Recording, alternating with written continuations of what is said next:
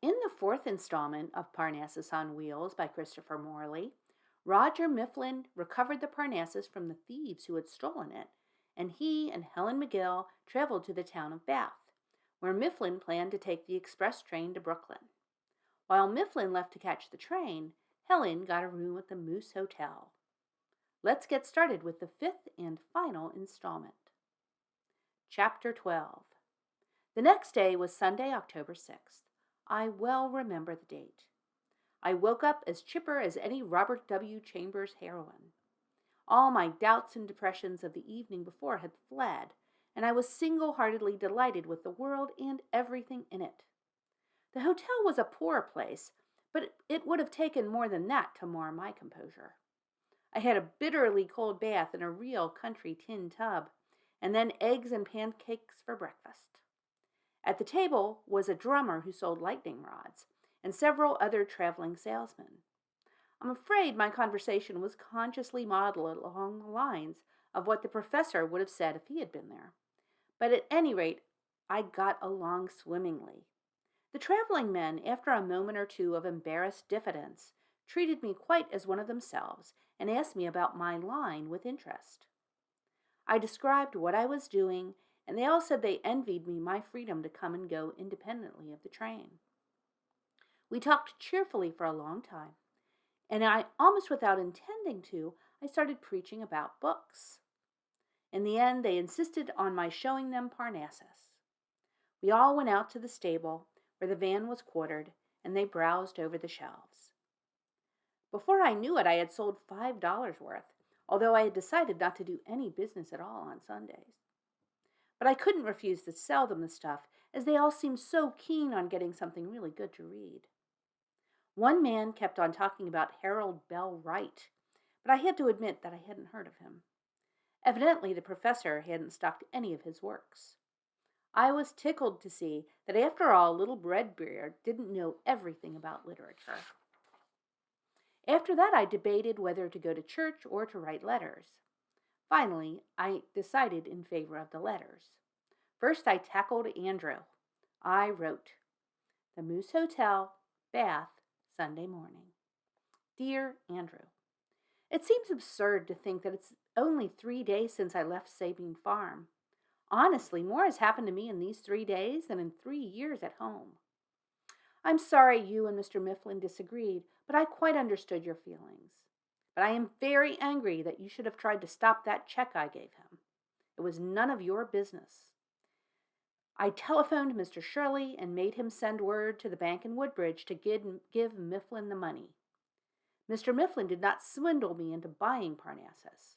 I did it of my own free will. If you want to know the truth, it was your fault. I bought it because I was scared you would if I didn't. And I didn't want to be left all alone on the farm from now till Thanksgiving while you went off on another trip. So I decided to do the thing myself. I thought I'd see how you would like being left all alone to run the house.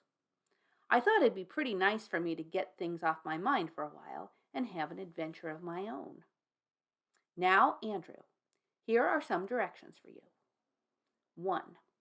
Don't forget to feed the chickens twice a day and collect all the eggs. There's a nest behind the woodpile, and some of the Wyandottes have been laying under the ice house. 2. Don't let Rosie touch grandmother's blue china, because she'll break it as sure as fate. 3. Don't forget your warmer underwear. The nights are getting chilly. 4. I forgot to put the cover on the sewing machine. Please do that for me, or it will get all dusty. 5. Don't let the cat run loose in the house at night. He always breaks something. 6. Send your socks and anything else that needs darning over to Mrs. McNally. She can do it for you. 7. Don't forget to feed the pigs. 8. Don't forget to mend the weather vane on the barn. 9. Don't forget to send that barrel of apples over to the cider mill, or you won't have any cider to drink when Mr. Decameron comes up to see us later in the fall. 10. Just to make 10 commandments, I'll add one more. You might phone to Mrs. Collins that the Dorcas will have to meet at someone else's house next week, because I don't know just when I'll get back. I may be away a fortnight more. This is my first holiday in a long time, and I'm going to chew it before I swallow it. The professor, Mr. Mifflin, has gone back to Brooklyn to work on his book. I'm sorry you and he had to mix it up on the high road like a couple of hooligans.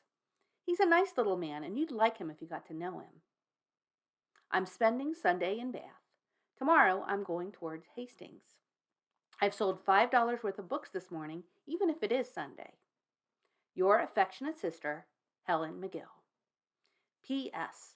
Don't forget to clean the separator after using it, or it will get in a fearful state. After writing to Andrew, I thought I would send a message to the professor.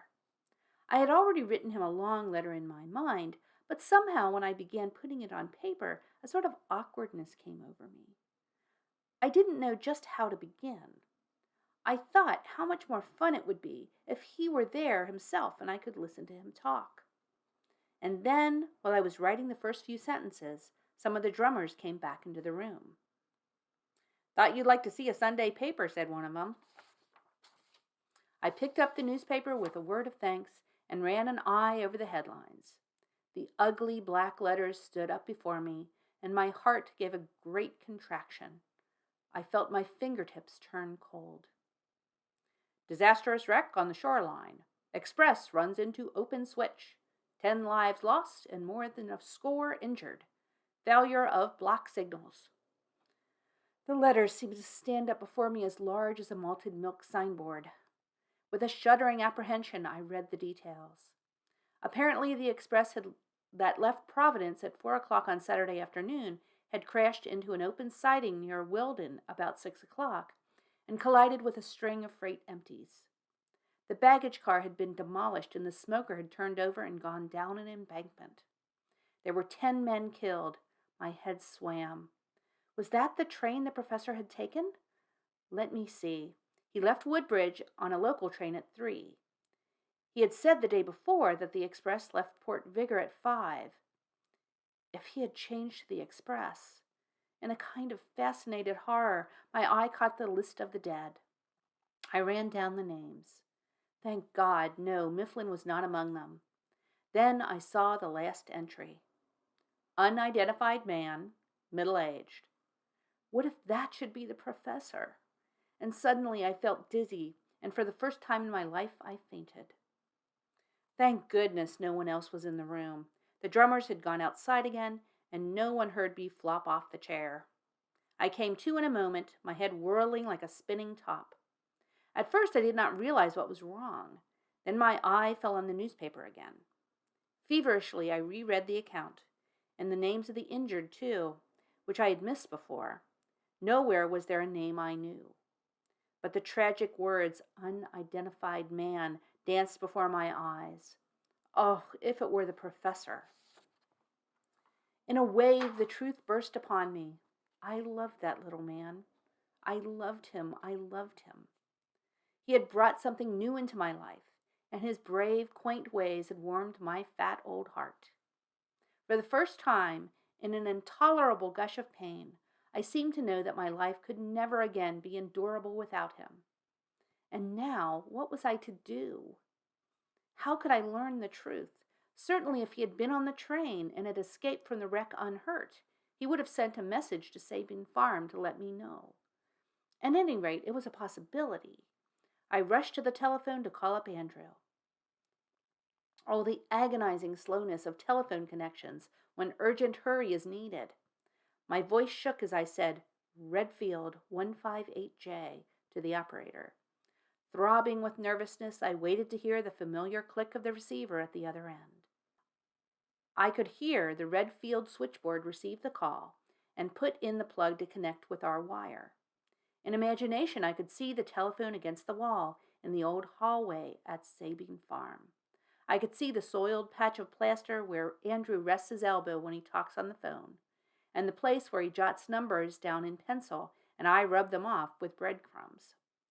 I could see Andrew coming out of the sitting room to answer the bell, and then the operator said carelessly, "Doesn't answer." My forehead was wet as I came out of the booth. I hope I may never have to relive the horrors of the next hour. In spite of my bluff and hearty ways, in times of trouble I am as reticent as a clam. I was determined to hide my agony and anxiety from the well-meaning people of the Moose Hotel. I hurried to the railway station to send a telegram to the professor's address in Brooklyn, but found the place closed. A boy told me it would not open until the afternoon. From a drugstore, I called Information in Wilden and finally got connected with some undertaker to whom the Wilden operator referred me. A horrible, condoling voice, "Have you ever talked to an undertaker over the telephone?" answered me that no one by the name of Mifflin had been among the dead, but admitted that there was one body still unidentified. He used one ghastly word that made me shudder: unrecognizable. I rang off. I knew then for the first time the horror of loneliness. I thought of the poor little man's notebook that I had seen. I thought of his fearless and lovable ways, of his pathetic little tweed cap, of the missing button of his jacket, of the bungling darns on his frayed sleeve. It seemed to me that heaven could mean nothing more than to roll creaking along country roads in Parnassus with the professor beside me on the seat. What if I had known him only, how long was it? He had brought the splendor of an ideal into my humdrum life. And now, had I lost it forever? Andrew and the farm seemed faint and far away. I was a homely old woman, mortally lonely and helpless. In my perplexity, I walked to the outskirts of the village and burst into tears. Finally, I got a grip on myself again. I am not ashamed to say that I now admitted frankly what I had been hiding from myself. I was in love with a little, red-bearded bookseller who seemed to me more splendid than Sir Galahad. And I vowed that if he would have me, I would follow him to the other end of nowhere. I walked back to the hotel. I thought I would make one more try to get Andrew on the telephone. My whole soul quivered when at last I heard the receiver click. "Hello?" said Andrew's voice. "Oh, Andrew," I said, "this is Helen." "Where are you?" His voice sounded cross. "Andrew, is there any message from Mr. Mifflin? That wreck yesterday. He might have been on that train. I've been so frightened. Do you think he was hurt?" "Stuff and nonsense," said Andrew. "If you want to know about Mifflin, he's in the jail at Port Vigor." And then I think Andrew must have been surprised. I began to laugh and cry simultaneously, and in my agitation I set down the receiver. Chapter 13. My first impulse was to hide myself in some obscure corner where I could vent my feelings without fear or favor. I composed my face as well as I could before leaving the phone booth. Then I sidled across the lobby and slipped out of the side door. I found my way into the stable, where good old Peg was munching in her stall. The fine, homely smell of horseflesh and long, worn harness leather went right to my heart, and while Bach frisked at my knees, I laid my head on Peg's neck and cried. I think that fat old mare understood me. She was as tubby and prosaic and middle-aged as I, but she loved the professor. Suddenly, Andrew's words echoed again in my mind. I had barely heeded them before in the great joy of my relief, but now their significance came to me. In jail. The professor in jail? That was the meaning of his strange disappearance at Woodbridge. That little brute of a man surely must have telephoned from Redfield, and when the professor came to the Woodbridge bank to cash that check, they had arrested him. That is why they had shoved me into that mahogany sitting room. Andrew must be behind this. The besotted old fool. My face burned with anger and humiliation. I never knew before what it means to be really infuriated. I could feel my brain tingle. The professor in jail? That gallant, chivalrous little man, penned up with hobos and sneak thieves suspected of being a crook, as if I couldn't take care of myself. What did they think he was, anyway? A kidnapper? Instantly, I decided I would hurry back to Port Vigor without delay. If Andrew had the professor locked up, it could only be on a charge of defrauding me. Certainly it couldn't be for giving him a bloody nose on the road from Shelby. And if I appeared to deny the charge, surely they would have to let Mr. Mifflin go. I believe I must have been talking to myself in Peg's stall. At any rate, just at this moment the stableman appeared and looked very bewildered when he saw me, with flushed face and obvious excitement, talking to the horse. I asked him when was the next train to Port Vigor. "Well, ma'am," he said, "they say that all the local trains is held up till the wreck at Wilden's is cleared away. This being Sunday, I don't think you'll get anything from here till tomorrow morning." I reflected. It wasn't so awfully far back to Port Vigor. A flivver from the local garage could spin me back there in a couple of hours at most. But somehow it seemed more fitting to go to the professor's rescue in his own Parnassus, even if it would take longer to get there.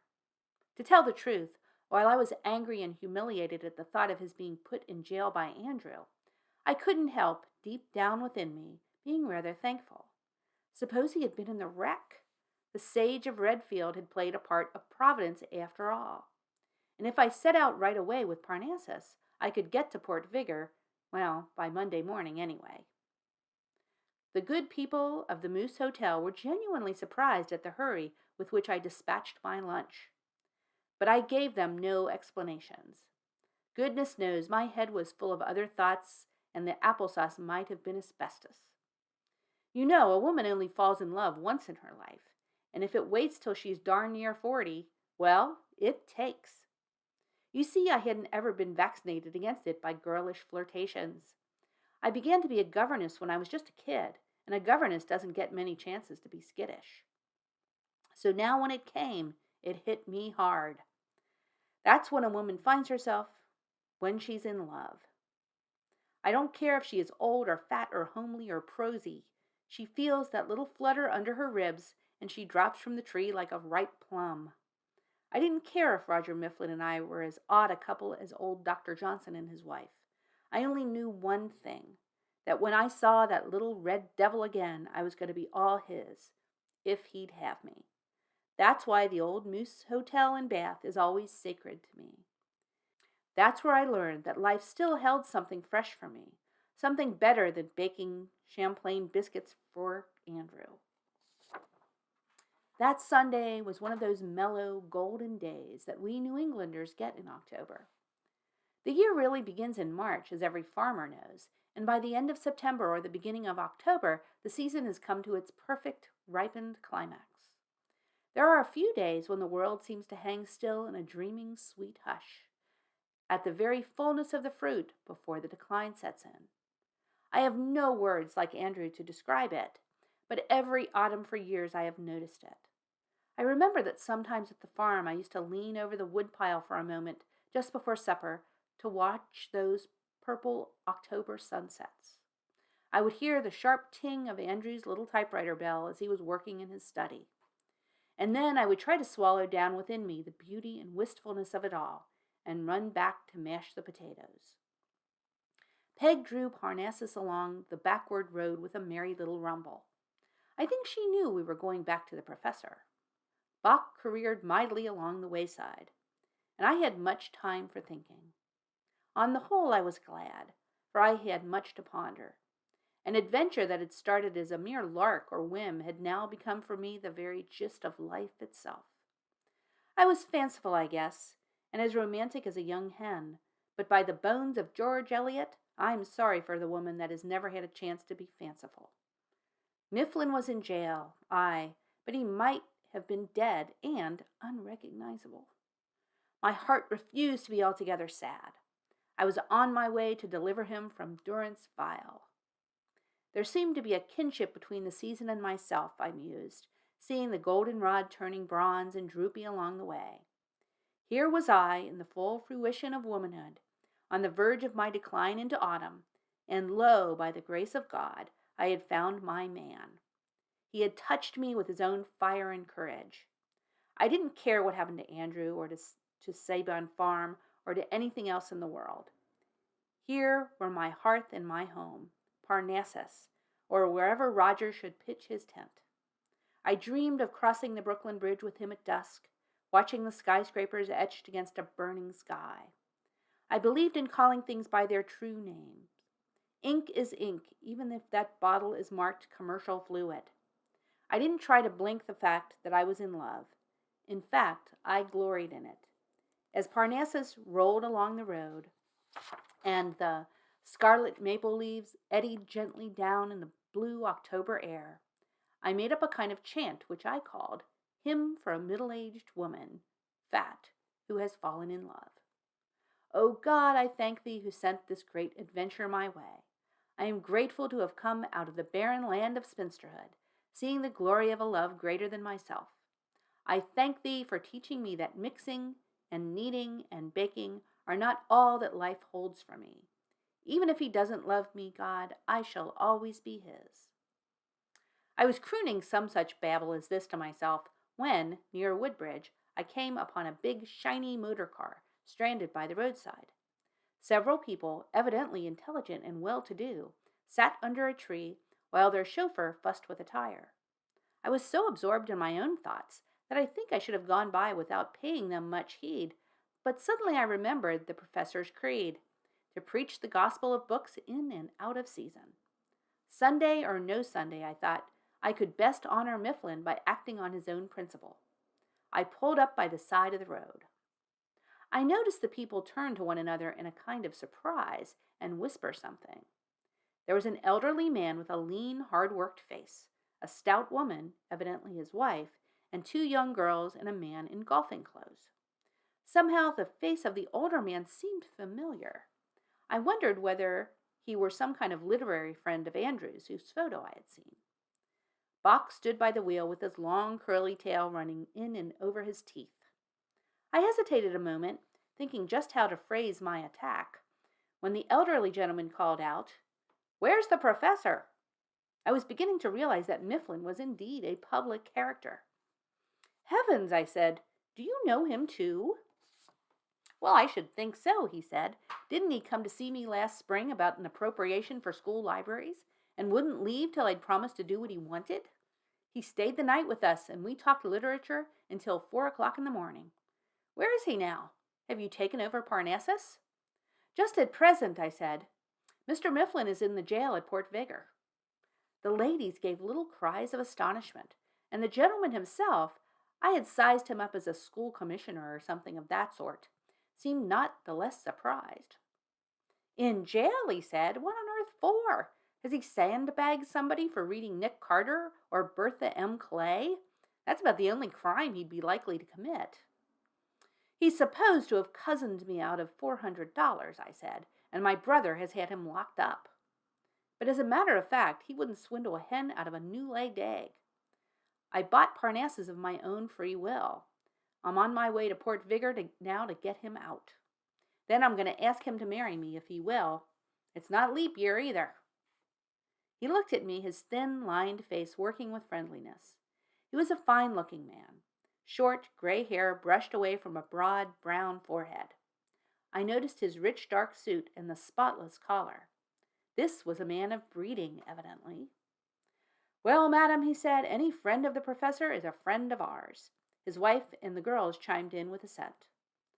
"If you would like a lift in our car to speed you on your errand, I'm sure Bob here would be glad to drive Parnassus into Port Vigor. Our tire will soon be mended."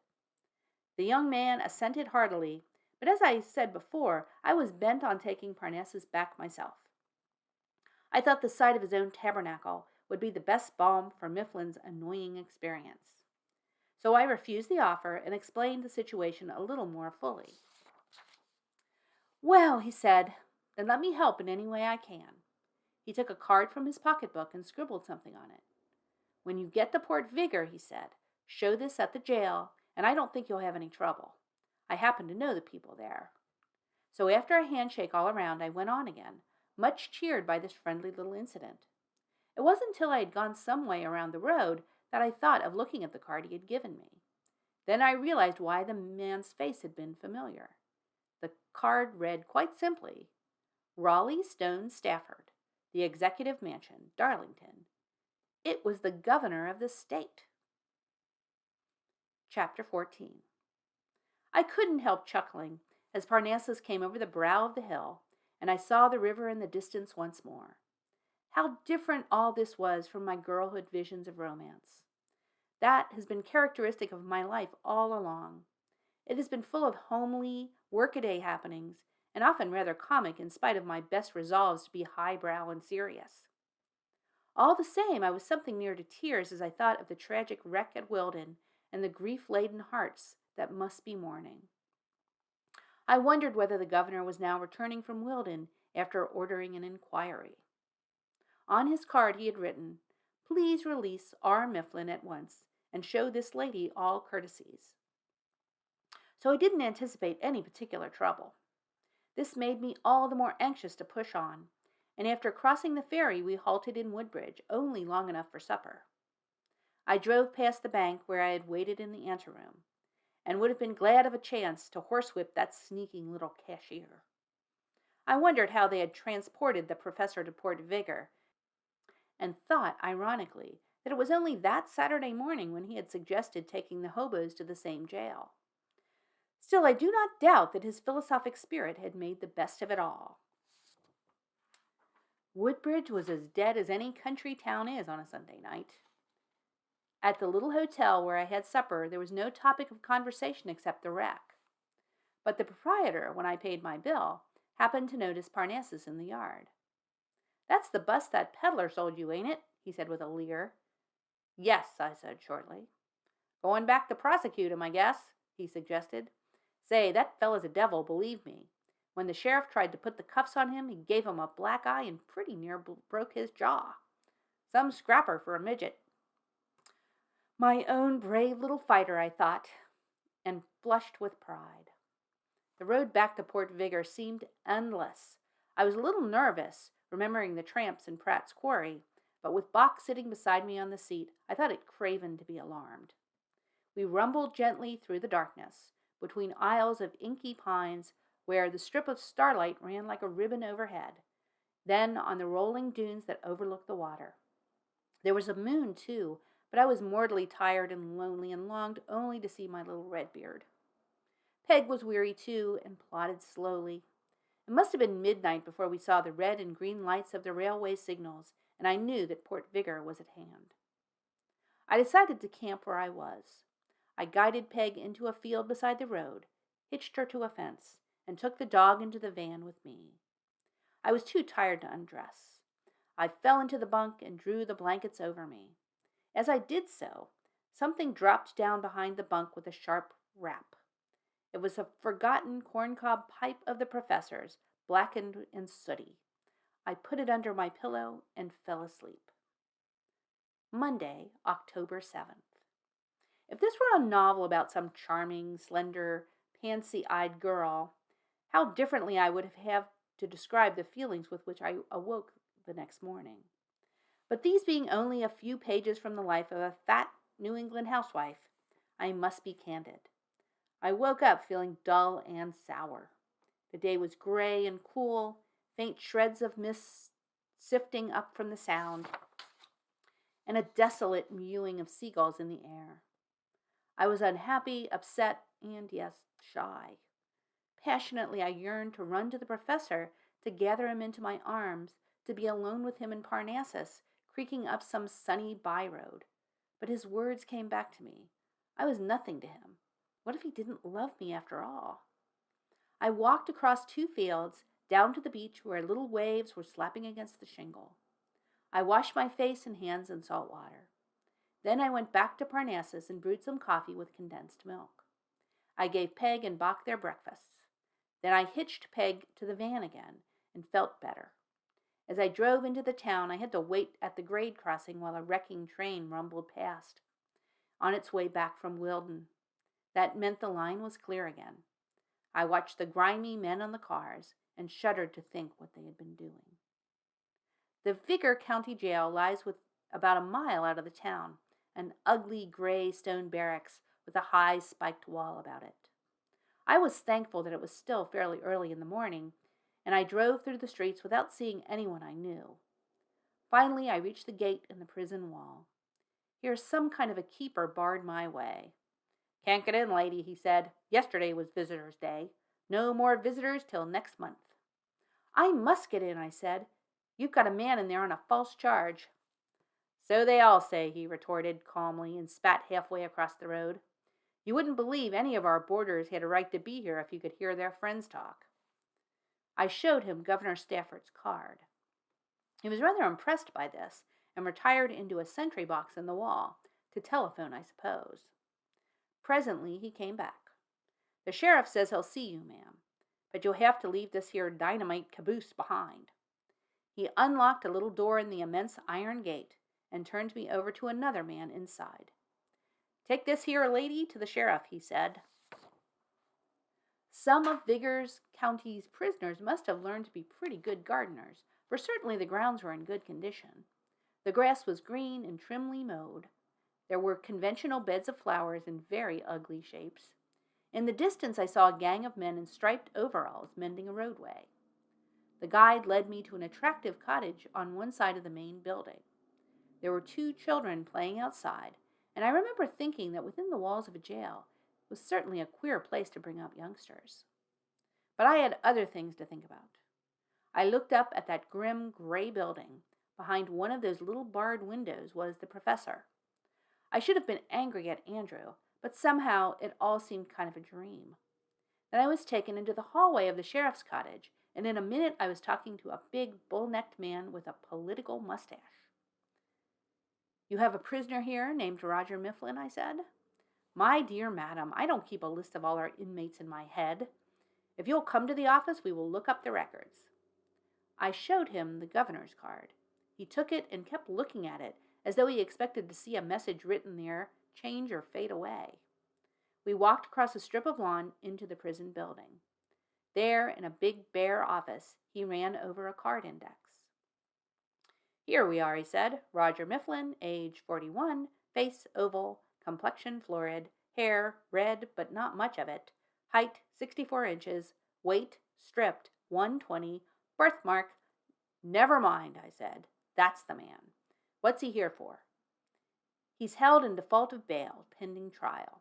The charge is an attempt to defraud one Helen McGill, spinster, age. Rubbish, I said. I'm Helen McGill, and the man made no attempt to defraud me. The charge was entered and warrant applied for by your brother, Andrew McGill, acting on your behalf. I never authorized Andrew to act on my behalf. Then do you withdraw the charge?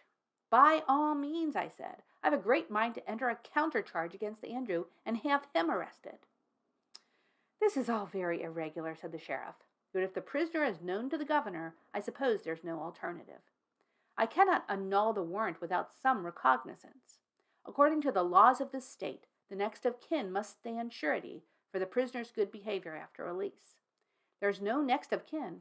Surely there is, I said. I'm the prisoner's next of kin. What do you mean, he said. In what relationship do you stand to this Roger Mifflin? I intend to marry him just as soon as I can get him away from here. He burst into a roar of laughter. I guess there's no stopping you, he said. He pinned the governor's card to a blue paper on the desk and began filling in some blanks. Well, Miss McGill, he went on, don't take away more than one of my prisoners or I'll lose my job. The turnkey will take you up to the cell. I'm exceedingly sorry. You can see the mistake was none of our fault. Tell the governor that, will you, when you see him? I followed the attendant up 2 flights of bare stone stairs and down a long whitewashed corridor. It was a gruesome place, rows and rows of heavy doors with little barred windows. I noticed that each door had a combination knob, like a safe. My knees felt awfully shaky. But it wasn't really so heart-throbby as I expected. The jailer stopped at the end of a long passageway. He spun the clicking dial while I waited in a kind of horror. I think I expected to see the professor with shaved head. They couldn't shave much off his head, poor lamb, and striped canvas suit, and a ball and chain on his ankle. The door swung open heavily. There was a narrow, clean little room with a low camp bed, and under the barred window a table strewn with sheets of paper. It was the professor in his own clothes, writing busily, with his back toward me. Perhaps he thought it was only an attendant with food, or perhaps he didn't even hear the interruption. I could hear his pen running busily. I might have known you would never get any heroics out of that man. Trust him to make the best of it." "Lemon sole and a glass of sherry, please, James," said the professor over his shoulder, and the warder, who evidently had joked with him before, broke into a cackle of laughter. "A lady to see your lordship," he said. The professor turned round. His face went quite white. For the first time in my experience of him, he seemed to be at a loss for speech. Miss McGill," he stammered, "you are a good Samaritan. I'm doing my John Bunyan act, see? Writing in prison. I've really started my book at last. And I find the fellows here know nothing whatever about literature. There isn't even a library in the place." For the life of me, I couldn't utter the tenderness in my heart with that gorilla of a jailer standing behind us. Somehow we made our way downstairs after the professor had gathered together the sheets of his manuscript. It had already reached formidable proportions, as he had written 50 pages in the 36 hours he had been in prison. In the office we had to sign some papers. The sheriff was very apologetic to Mifflin and offered to take him back to town in his car, but I explained that Parnassus was waiting at the gate. The professor's eyes brightened when he heard that, but I had to hurry him away from an argument about putting good books in prisons. The sheriff walked with us to the gate and there shook hands again. Peg whickered as we came up to her, and the professor patted her soft nose. Bach tugged at his chain in a frenzy of joy. At last we were alone. Chapter 15. I never knew just how it happened. Instead of driving back through Port Vigor, we turned into a side road leading up over a hill and across the heath, where the air came fresh and sweet from the sea. The professor sat very silent, looking about him. There was a grove of birches on the hill, and the sunlight played upon their satin boles. "It feels good to be out again," he said calmly. "The sage cannot be so keen a lover of open air as his books would indicate, or he wouldn't be so ready to clap a man into quad. Perhaps I owe him another punch on the nose for that." "Oh, Roger," I said, and I'm afraid my voice was trembly. I'm sorry. Not very eloquent, was I? And then somehow or other his arm was about me. "Helen," he said, "will you marry me? I'm not rich, but I've saved up enough to live on. We'll always have Parnassus, and this winter we'll go and live in Brooklyn and write the book. And we'll travel around with Peg and preach the love of books and the love of human beings. Helen, you're just what I need, God bless you. Will you come with me and make me the happiest bookseller in the world?" Peg must have been astonished at the length of time she had for cropping the grass undisturbed. I know that Roger and I sat careless of time, and when he told me that ever since our first afternoon together he had determined to have me sooner or later, I was the proudest woman in New England. I told Roger about the ghastly wreck and my agony of apprehension. I think it was the wreck that made us both feel inclined to forgive Andrew. We had a light luncheon together there on the dunes above the Sound. By taking a shortcut over the ridge, we struck into Shelby Road without going down into Port Vigor again. Peg pulled us along toward Greenbrier, and we talked as we went. Perhaps the best of it was that a cold drizzle of rain began to fall as we moved along the hill road. The professor, as I still call him by force of habit, curtained in the front of the van with a rubber sheet. Bach hopped up and curled himself against his master's leg. Roger got out his corncob pipe, and I sat close to him. In the gathering gloom we plodded along, as happy a trio, or quartet if you include fat, cheery old Peg, as any on this planet. Summer was over, and we were no longer young, but there were great things before us. I listened to the drip of the rain and the steady creak of Parnassus on her axles. I thought of my anthology of loaves of bread and vowed to bake 1,000,000 more if Roger wanted me to. It was after supper time when we got to Greenbrier. Roger suggested that we take a shorter road that would have brought us through to Redfield sooner, but I begged him to go by way of Shelby and Greenbrier, just as we had come before. I did not tell him why I wanted this. And when finally we came to a halt in front of Kirby's store at the crossroads, it was raining heavily and we were ready for a rest. "Well, sweetheart," said Roger, "shall we go and see what sort of rooms the hotel has?" "I can think of something better than that," said I. Let's go up to Mr. Kane and have him marry us. Then we can get back to Sabine Farm afterwards and give Andrew a surprise." "By the bones of Hymen," said Roger, "you're right." It must have been 10 o'clock when we turned in at the red gate of Sabine Farm. The rain had stopped, but the wheels sloshed through mud and water at every turn. The light was burning in the sitting room, and through the window I could see Andrew bent over his work table. We climbed out, stiff and sore from the long ride. I saw Roger's face set in a comical blend of sternness and humor. "Well, here goes to surprise the sage," he whispered. We picked our way between puddles and rapped on the door. Andrew appeared, carrying the lamp in one hand. When he saw us, he grunted. "Let me introduce my wife," said Roger. "Well, I'll be darned," said Andrew. But Andrew isn't quite so black as I painted him. When he's once convinced of the error of his ways, he is almost pathetically eager to make up. I remember only one remark in the subsequent conversation, because I was so appalled by the state of everything at Sabine Farm that I immediately set about putting the house to rights. The two men, however, as soon as Parnassus was housed in the barn and the animals under cover, sat down by the stove to talk things over. "I tell you what," said Andrew, "do whatever you like with your wife. She's too much for me. But I'd like to buy that Parnassus." "Not on your life," said the professor. The end. Thank you so much for joining me for reading the classics, and have a very good evening.